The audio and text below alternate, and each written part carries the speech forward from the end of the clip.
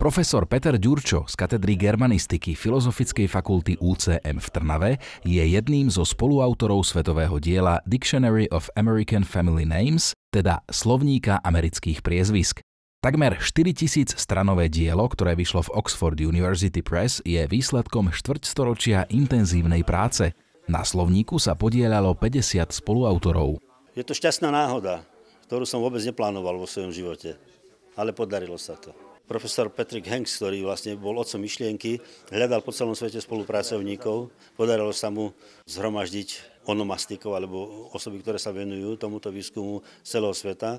5 zväzkov obsahuje 80 000 najčastejších priezvisk v USA zo 70 jazykov. Profesor čerpal pri práci z bohatej databázy priezvisk na Slovensku. Obsahuje 220 000 priezvisk ľudí, ktorí žijú na Slovensku, čiže rôznych priezvisk. Samozrejme tam bolo treba brať do úvahy to, že prepis priezvisk do angličtiny je bez diakritiky a ostatných vecí, ktoré táto grafická sústava nepozná.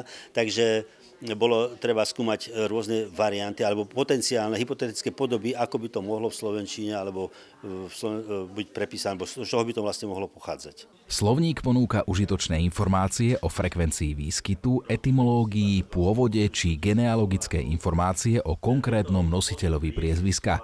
Je určený širokému okruhu záujemcov. V prvom rade odborníci, onomastici, genealógovia, ale aj sociálni antropológovia, no a potom laici, ktorí skúmajú o svojich predkoch a tak ďalej.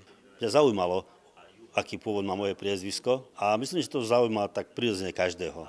Či to priezvisko náhodou niečo nehovorí o povahe toho človeka, ako sa hovorí nomen ist omen. Cena slovníka je 550 libier za tlačenú i elektronickú podobu.